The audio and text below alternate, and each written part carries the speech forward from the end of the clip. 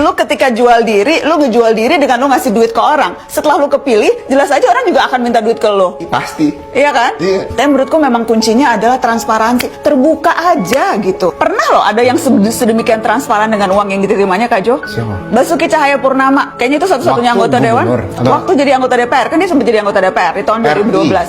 DPR RI tahun 2012. Dia tuh punya ahok.org. Jadi semua pengeluaran dia sebagai anggota DPR tuh ditaruh. Nah ini ada contohnya nih. Pertanggungjawaban dana kegiatan penyerapan aspirasi rakyat dalam rangka kunjungan kerja. Iya. Dia kasih tahu detail tuh, Kak Jo. Pertemuan dengan masyarakat di Pangkal Pinang, buka puasa di Pink Cafe, bukti kwitansi terlampir 2,4 juta. Wow. Sedetail ini bisa. Ada contohnya. Wow, transparan ya. Iya, jadi kayak gitu mau bilang gaji besar nggak masalah asal transparan Dan ini gitu. kan bisa dilakukan sekretaris ya, ini bukan hal yang sulit banget ya. Iya. Cuma tiap kemana kayak, pengeluaran berapa, bonnya mana, udah gitu. Iya. Ya teman-teman, memang rekam jejak dari Pak Ahok ini sangat teruji sekali teman-teman. Bahkan Najwa Shihab pun ya salut terhadap bagaimana transparansi dari Pak Ahok sendiri itu ketika dia menjabat sebagai DPR RI ya, karena semua pengeluaran, semua jalan dinas dan lain sebagainya itu tertuang ya dalam satu web dan itu transparan semua, sehingga kata Najwa Shihab itu adalah ya yang penting transparan aja. Makanya banyak politisi-politisi yang tentu sangat banyak sekali habis uangnya ketika ada pemilihan misalnya DPR, kemudian misalnya bupati, gubernur dan lain sebagainya, karena nantinya dia tidak transparan. Nah, ketika orang transparan maka tentu masyarakat itu tidak akan ya meminta-minta duit lagi dan lain sebagainya.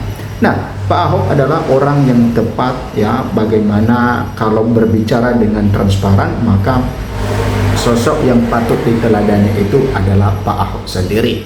Ya, makanya anak-anak muda sekarang ini kalau misalnya terjun ke dunia politik, maka yang menjadi panutan itu, pedoman itu boleh adalah Pak Ahok sendiri.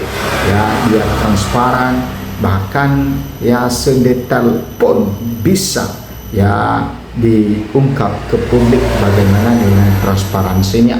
Ya, sama ketika dia menjabat sebagai gubernur DKI Jakarta teman-teman ya, e-budgeting yang merupakan tempat di mana semua bisa diakses oleh masyarakat ya, pengeluaran dan lain sebagainya. Nah, memang ya sosok seperti ini sangat kita butuhkan di negara kita teman-teman, karena negara kita ini sangat darurat terhadap tindakan-tindakan korupsi.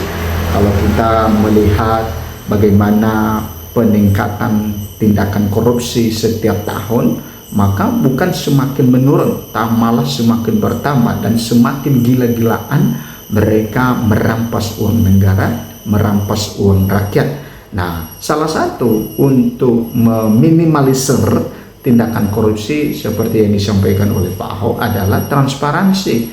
Ya, transparansi itu bisa meminimalisir walaupun tidak 100%, tetapi itu setidaknya meminimalisir, karena ketika semuanya transparan, dibuka ke publik dan bisa diakses, maka ya sangat-sangat ya mungkin kalau ada oknum pejabat melakukan tindakan korupsi, dia mikir beberapa kali dulu karena nantinya akan ketahuan ya, karena itu harus transparan. Tetapi kalau itu ditutup-tutupi dan tidak ada penjelasan ke publik dan publik tidak bisa mengakses hal itu, maka tentu disitulah ya kesempatan oknum koruptor itu melakukan tindakannya.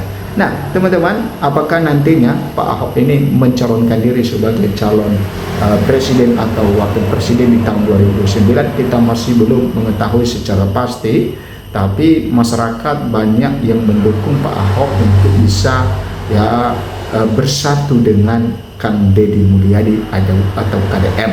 Kita tahu juga bagaimana karakter kepemimpinan KDM sekarang sangat mirip dengan Pak Ahok ketika Pak Ahok di DKI Jakarta. Nah, silakan memberikan komentar Anda teman-teman ketika Anda setuju KDM dan Pak Ahok menjadi bersatu di tahun 2029, dan ketika mereka bersatu maka tidak ada satupun yang bisa mengalahkan mereka.